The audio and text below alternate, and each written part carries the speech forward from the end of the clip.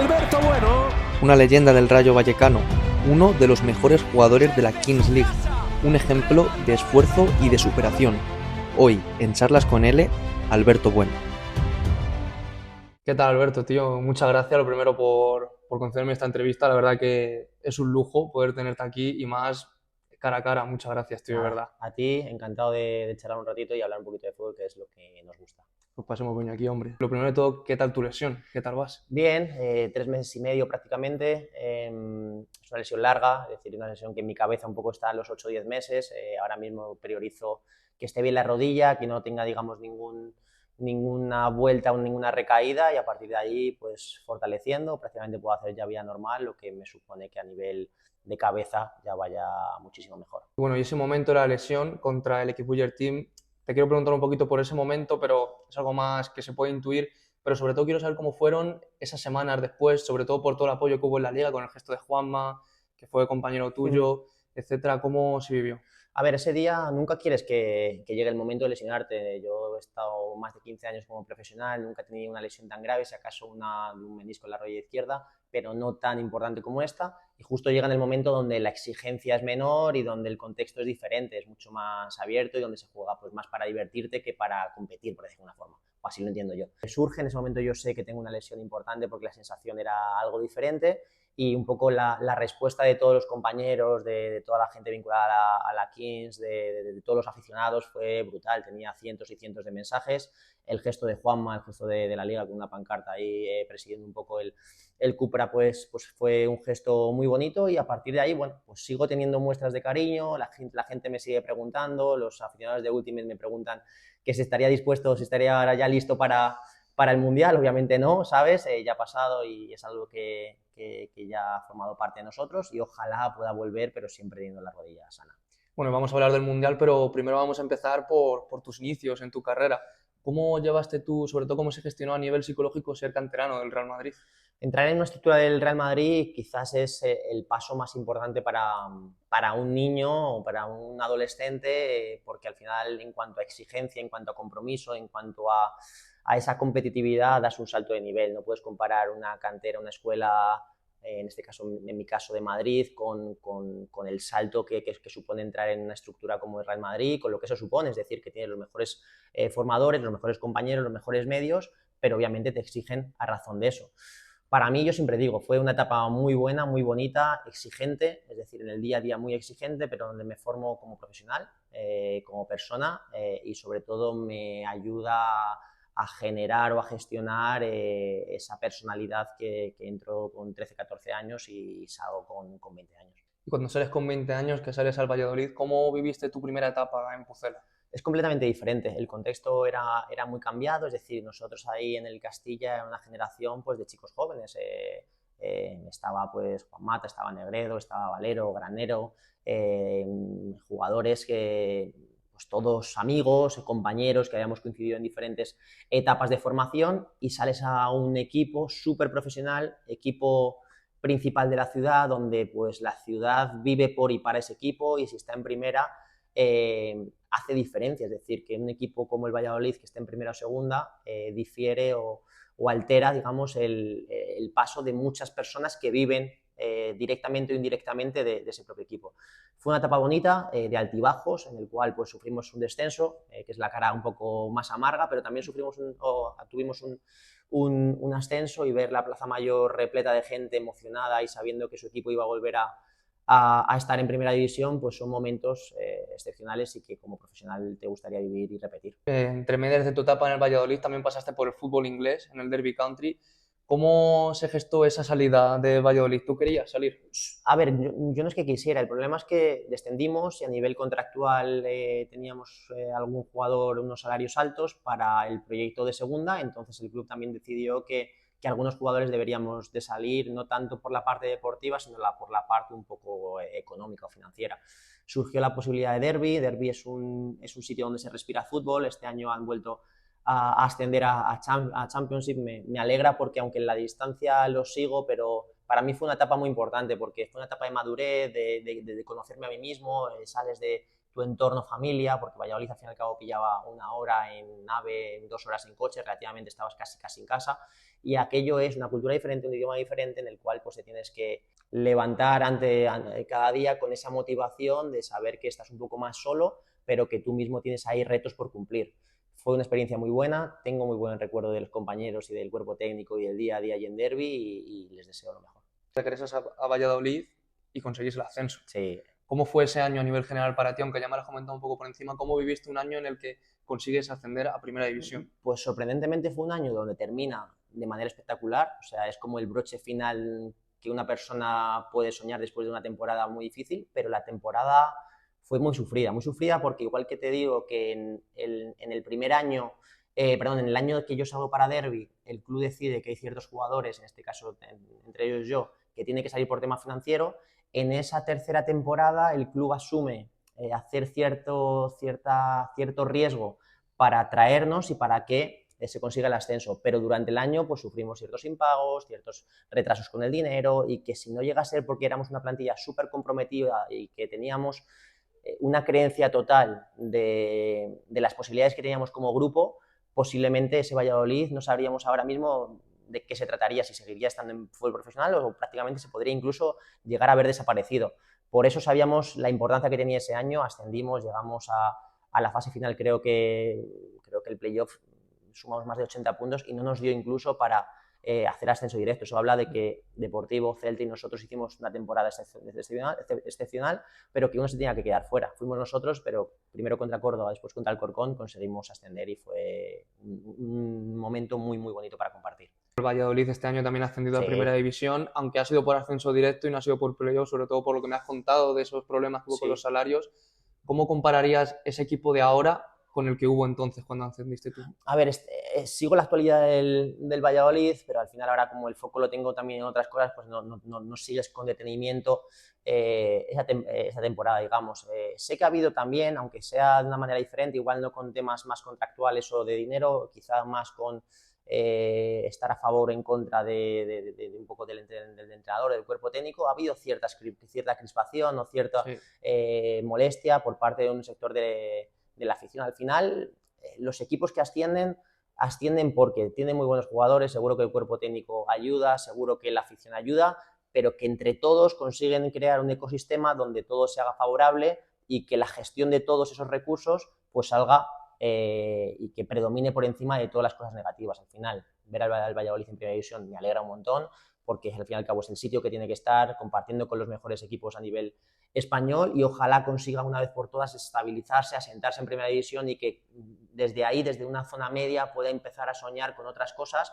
y no siempre estar mirando para abajo y ser un equipo ascensor-descensor. A pesar de que completas unas buenas temporadas en Valladolid, al final acabas saliendo libre al Rayo Vallecano. ¿Tú buscaste esa salida o te surgió y ya está? Como te digo, yo soy un jugador o era un jugador que tenía unas cualidades muy marcadas, es decir, que por el contexto de equipos he estado, salvo en el Rayo, que éramos un equipo muy agresivos a la hora de con balón del modelo, he estado en situaciones de equipos que han peleado por objetivos un poco más bajos. Entonces, éramos equipos donde pues defendíamos en un bloque más bajo, donde teníamos que transitar, donde no predominábamos la fase de balón o de juego posicional o nuestra destreza con balón. Entonces, mis cualidades muchas veces se veían más en entredicho, es decir, que yo he destacado siempre en un juego mucho más vistoso, mucho más protagonista y a partir de ahí, pues en Valladolid tuve momentos mejores y peores. ¿Cómo se gestó? Pues al final el Valladolid buscaba también otros perfiles, yo en ese momento tenía opciones para salir al extranjero y justo Paco Gémez y el Rayo mostró interés por mí. Paco Gémez también me conocía de una etapa anterior en Córdoba, que nos enfrentamos justo 2 años atrás y era un juego muy adaptado a lo que yo quería, en mi casa, con los míos y donde yo creía y sentía que podía ser importante e hice una apuesta fuerte, es decir, que yo el primer año prácticamente tenía igualadas las condiciones de Valladolid, pero el segundo año sí salía a perder y ahí hice una apuesta en creer en mí mismo para decir, oye, si estás convencido, adelante que va a salir ganado seguro. Y saliste ganando porque en tu etapa en el Rayo fueron 2 temporadas, sobre todo la última, conseguiste ser segundo máximo goleador español en la Liga, solo superado por Aduriz, y eres el 10º máximo goleador del Rayo Vallecano con 29 goles. ¿Cómo viviste tú esos 2 años en Vallecas? Fueron excepcionales. Yo recuerdo un verano en el cual hacemos un último partido amistoso en Cerdeña contra Cagliari en Valladolid, sale la opción de Rayo, vengo rápidamente para acá, faltaba una semana para iniciar la temporada, el primer partido juego en casa, 3-1 ganamos contra el Elche, creo que fue, hago 2 goles y el vínculo, afición, equipo y personalmente conmigo fluyó rápidamente.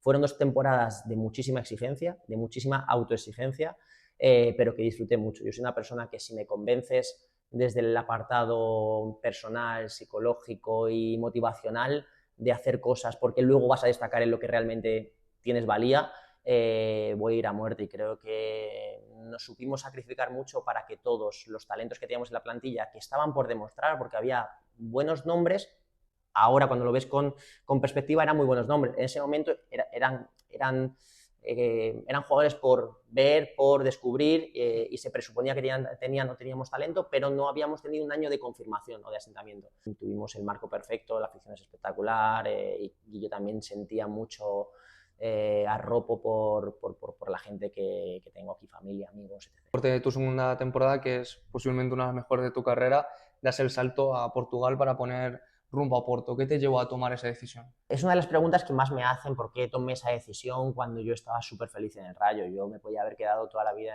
en Vallecas porque era un jugador importante, donde me sentía valorado, donde me sentía un jugador franquicia, digamos, en la institución, pero sentía que era el momento donde tenía que dar un paso adelante, tenía que probarme dónde estaba. En ese momento, pues ahora ves la tabla la clasificatoria de goleadores o jugadores más destacados y vas diciendo, te vienen a la cabeza de diferentes equipos este. En ese momento, pues uno de ellos era yo en el Rayo a nivel nacional y me sentía preparado para dar ese paso. Oporto reunía todos los condicionantes para equipo ganador, equipo que pelea por la Liga, que pelea por las 2 tasas allí y que a nivel Champions justo en ese momento había estado en cuartos de final contra el Bayern, es decir, que era un equipo también referente en Europa y fue lo que me hizo tomar la decisión con un entrenador que luego no me demostró esa confianza, pero que en la toma de decisión fue un entrenador que me hizo decantarme por esa opción porque había sido entrenador mío en el Castilla, me había cuidado, me había dado esa oportunidad y que sentía que era el paso perfecto al conocernos mutuamente y que podía facilitar todo. No se dio como se tenía en mente en un principio. Sobre todo quería saber qué consejo le darías a un jugador de fútbol que podría estar pasando por una situación como la que viviste tú en Portugal. Primero, sentir que si has dado ese paso, yo lo di de manera súper consciente, de manera súper equilibrada y lo volvería a dar 1000 veces, porque sentía que era la opción correcta. Luego, pues posiblemente yo me equivoqué en algunas cosas, seguramente yo podía haber tenido mejor rendimiento, pero el rendimiento muchas veces lo das cuando tienes una continuidad a nivel de partidos, que es la única cosa que yo reclamo, esa confianza que a priori iba a poder tener y que nunca se me dio y entonces es difícil que yo lo demuestre por rendimiento.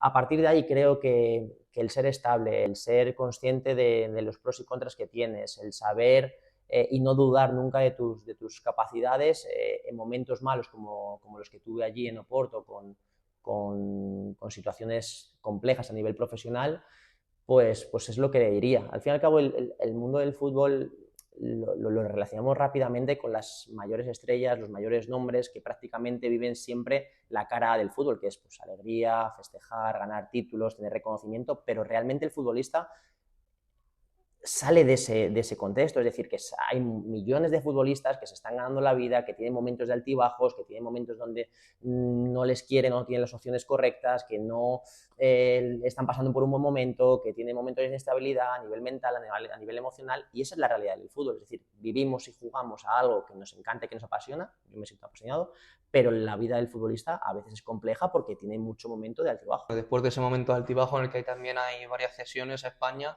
sales del Oporto y vas a Boavista, que también está en Portugal, Sí. para el que no lo sepa, la Liga Portuguesa Sí. en Primera División.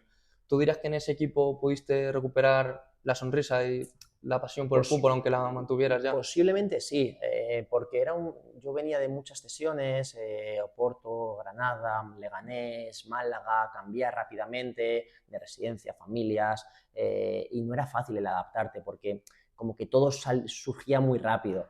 Entonces, necesitaba un poco de asentamiento, un poco de tranquilidad. Boavista, como bien dices, es un equipo que compite en la Liga Portuguesa y encima compite en la misma ciudad que Oporto, es decir, que no nos modificaba y no nos cambiaba el día a día que teníamos. Sentí que era un club con mucho potencial para recorrer, es decir, que estaba viviendo un momento en horas bajas, porque Boavista en los años 2000 había sido campeón de Liga y había sido un histórico, estaba en horas bajas con ciertos descensos y en ese momento llegaba justo mi primer partido fue un partido que jugábamos penúltimo nosotros, Boavista, contra Feirense, que era último, es decir, que era un partido con mucha trascendencia. Yo creo que a partir de ahí ganamos, hicimos una segunda vuelta muy buena, conseguimos mantenernos con muchísima tranquilidad, la segunda temporada fue magnífica también, estuvimos peleando casi hasta el final por esos puestos un poco europeos o cerca de puestos europeos que te dan acceso, pero luego pues al final ciertos proyectos donde priorizaban el jugador joven para revalorizarlo y para vender, fue donde ahí en ese momento se puso punto y final, pero mi relación con Boavista siempre fue muy buena, guardo un grandísimo recuerdo y creo que en ese momento a nivel felicidad, a nivel sensaciones, estuve en un buen momento. Si no me equivoco, ya después de Boavista vas a Grecia. Sí. ¿Cómo viviste esa etapa allí en Grecia y qué te llevó a tomar esa decisión de acabar allí? Pues mira, quizás fue la decisión que tomé siempre conscientemente, pero donde yo sentí que me equivoqué un poco más. Es decir, que siempre he tomado yo las decisiones, he tenido la gran suerte de esa, que lo que hablábamos antes, muchos futbolistas terminan por tomar decisiones u opciones que no tienen otra y se ven abocadas a tomar esa. Yo, gracias a Dios, he tenido siempre ciertas opciones para poder elegir, pero ahora mirándolo con perspectiva, fallé en que no era el fútbol o no era el profesionalismo o no era la implicación que yo me esperaba. Yo allí, sinceramente, iba con la idea de jugar en un equipo de mitad de la tabla, que los dos contextos de equipos, tanto Bolos como Yonicos, conseguimos estar en un séptimo puesto. Pero a nivel lo que yo demandaba en ese momento, que ya era un poquito más veterano, que era muy importante para mí el día a día, que yo ya me preocupaba por saber por qué se hacían las cosas, porque ya tenía una mentalidad un poco de mi siguiente paso, donde quería ser, me dejó un poco frío.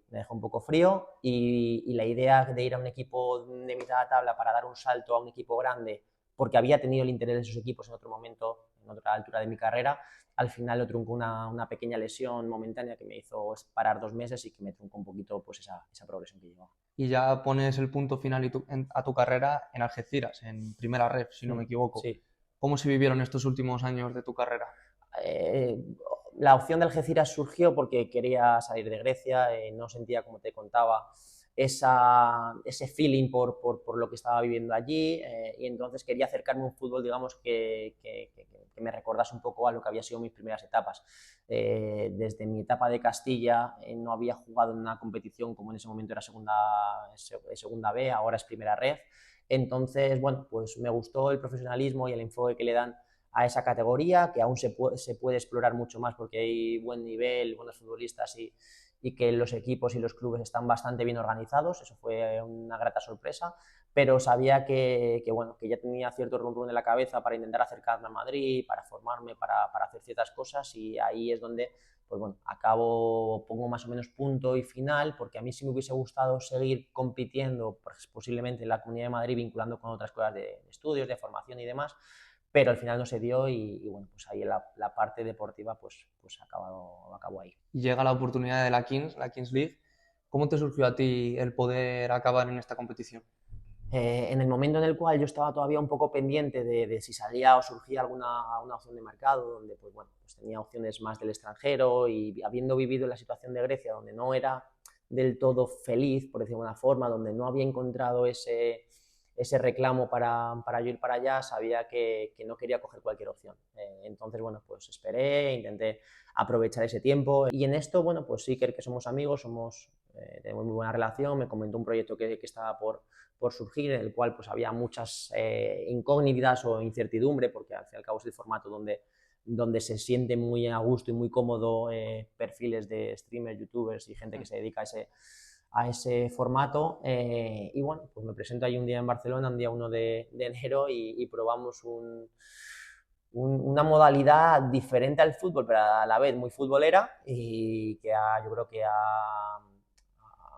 ha dado un giro un poco a lo que la gente esperaba, y yo creo que ha sido un reclamo y ha tenido un muy buen recibimiento, sobre todo por parte de los más jóvenes, pero no solamente de los jóvenes, sino también de mucho público. Sobre lo que hablabas tú de ese perfil de streamers, youtubers, aparecen figuras como el Kun Agüero o Iker Casillas. Sí. Y Casillas ha sido una de las figuras más criticadas, por así decirlo, por su poco compromiso, entre comillas.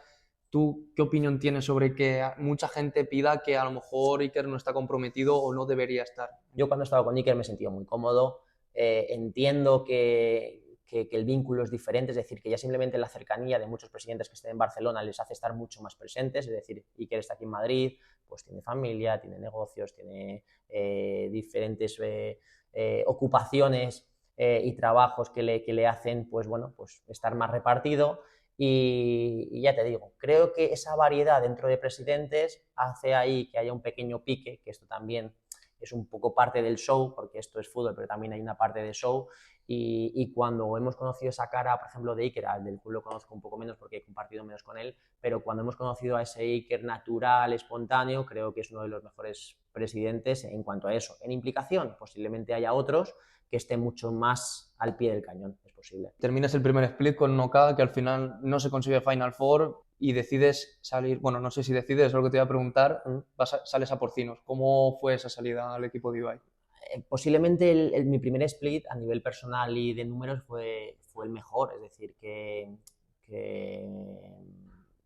destaco por encima de un poco de la media, por decirlo de alguna forma, y soy un jugador muy valorado dentro del contexto Kings League, pero bueno, entiendo que muchas veces necesitas un grupo, un equipo para llegar a competir en esa Final Four tan ansiada. Yo pues me mordía las uñas, por decirlo de alguna forma, cuando veía el Camp Nou y la gente jugando allí, el Camp Nou lleno, ver un poco la acogida y el recibimiento que tuvieron los 4 equipos afortunados de estar ahí. Yo lo veía un poco, además con Iker, lo vi desde el sofá en casa. Entonces, bueno, pues salió la opción de Porcinos, Ibai mostró mucho interés y mucho cariño en que yo formase parte de ese Porcinos campeón. No conseguimos terminar de serlo, pero sí creo que fuimos un equipo, a mi modo de ver, referencia desde el día 1 de Kings League hasta el día de hoy. Es decir, que yo... Te he preguntado cómo fue tu salida, pero también quiero saber cómo se la tomó Iker esa salida.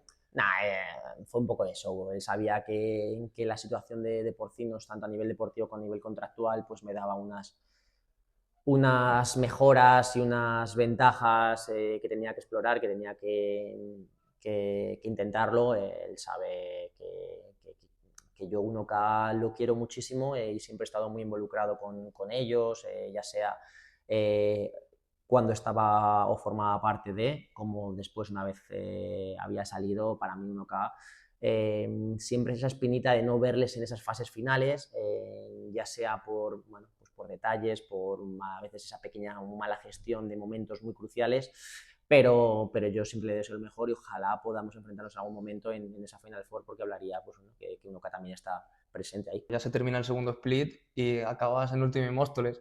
Te lo pregunté ya con todos, pero es que ¿cómo surge ese fichaje con DJ Mario, que al final también es de Madrid aquí? Bueno, ahí fue, yo tenía un vínculo contractual con Ibai, con Porcinos.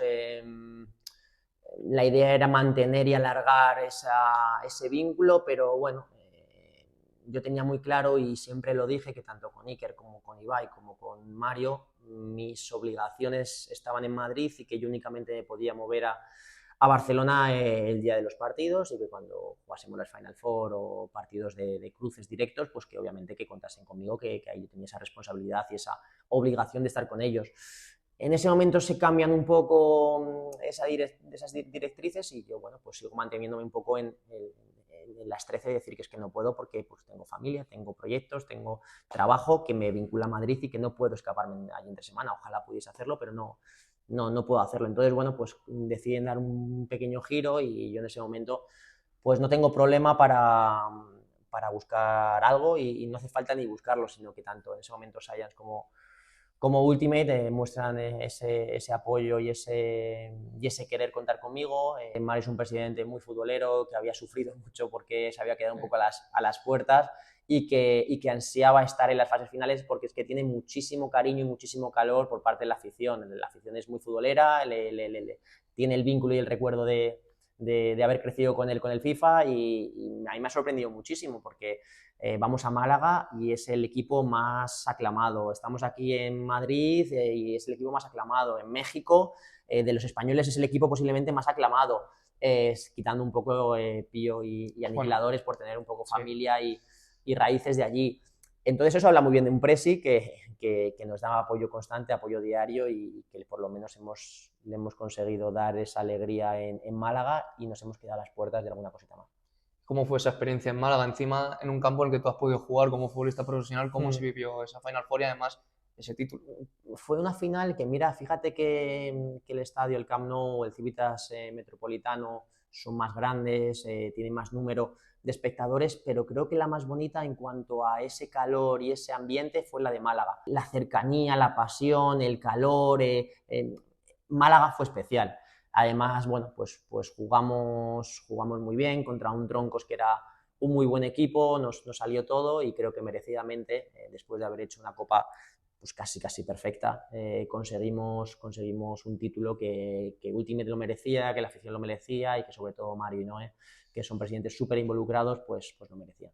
Y luego, aunque lo viviste de otra manera, por desgracia, este tercer split, ¿cómo sentó al equipo el jarro de agua fría de la Final Four, sobre todo de la final? A ver, lo estábamos tocando. Yo justo me acuerdo que estaba trabajando, haciendo un partido, creo que fue Rayos Asuna, creo que fue, y me vine rápido corriendo para el Wizzing para no perdérmelo porque quería estar con ellos apoyándoles. Además, tuve la posibilidad de estar ahí en el banquillo y ser uno más. Me supo mal porque lo estábamos tocando y yo creo que ahí, y lo he hablado con alguno de los compañeros, fuimos un poco conformistas o un poco cagones en el sentido de que nos vinimos atrás, confiamos en nuestro poderío defensivo y en nuestra seguridad con Víctor de bajo palos y no fuimos agresivos o valientes a la hora de seguir manteniendo nuestra idea. Entonces, bueno, pues al final Science era un equipo que también lo merecía, que tiene muy buenos jugadores, que el Presi también ha trabajado mucho para que el proyecto sea ganador y pues darle la enhorabuena, pero era una final que casi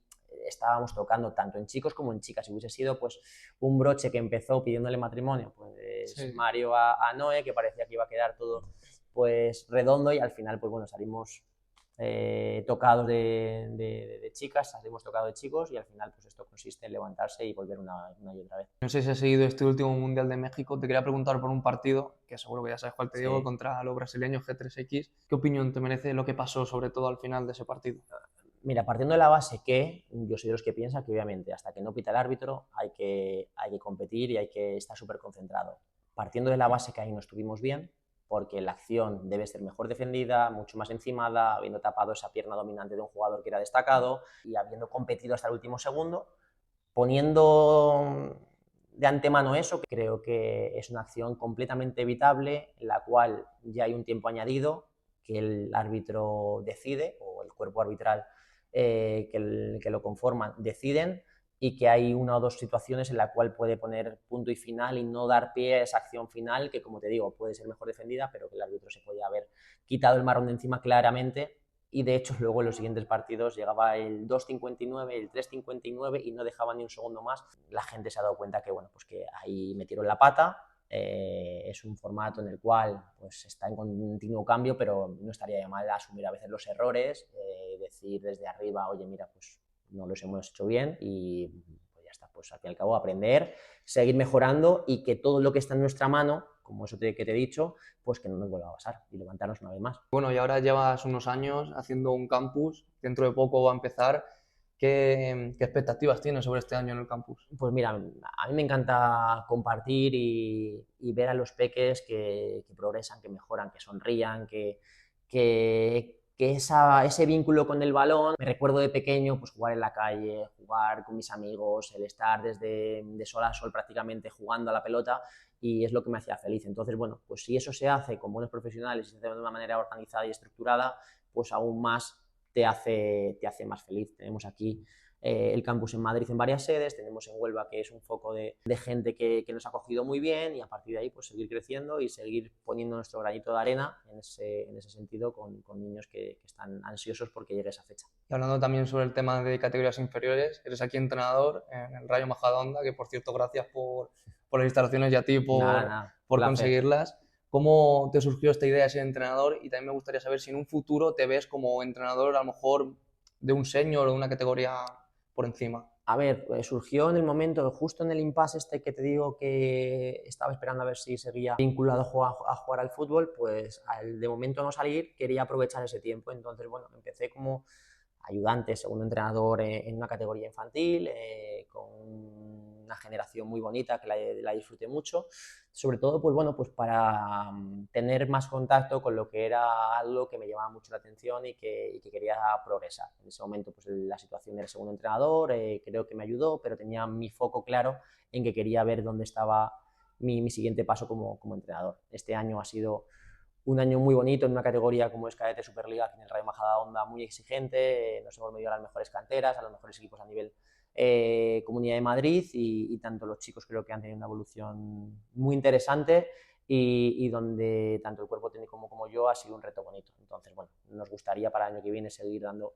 otro pasito, seguir sentando las bases para que si en algún momento aparece esa posibilidad a nivel pues más profesional o más senior, como tú dices, pues bueno, pues que estar preparado y no dejar al aire o al azar muchas cosas que luego el jugador, cuando eres jugador, te percatas rápidamente de si el entrenador, el cuerpo técnico está preparado y está formado o si, bueno, pues si no es tanto. Bueno, ya para terminar un poco la entrevista, me gustaría saber cuáles son tus planes a futuro más cercano en el mundo del fútbol. Me gustaría seguir vinculado con el entrenamiento, con la figura de entrenador, me siento cómodo, me siento que estoy progresando, me siento que puedo ayudar en este momento en la etapa de formación a esos jóvenes que tienen mucho potencial, pero que necesitan pues primero una figura un poco referente para ayudarles en ese crecimiento y a la vez pues una persona que les ayude a que lleguen a etapas superiores mucho mejor formados. Si eso lo puedo vincular con los medios de comunicación, que es algo que me gusta, que tanto en radio como en tele pues estoy haciendo cosas y hablo de fútbol, que es lo que más me gusta, entonces bueno, pues por ahí iré tirando. ¿Y podremos verte en la Kings en el próximo Me split? me gustaría, ¿sabes? Primero darle caña a esta rodilla, que ahora mismo es en donde estoy centrado, pero sí, seguro que si me recupero bien y aparece esa opción, en principio Móstoles está ahí haciendo mucho hincapié en tenerme de vuelta, pues seguro que podemos seguir disfrutando. Pues esperemos que sí. Bueno, pues hasta aquí la entrevista, chicos. Ha sido un placer, de verdad, tío. Muchísimas gracias a ti, tío, de verdad, que ha sido... Nada, encantado. Ha sido la hostia hablando mal tenerte aquí. Y bueno, ya sabéis, chicos, para la próxima, seguid apoyando los vídeos como lo hacéis y nos vemos en la siguiente.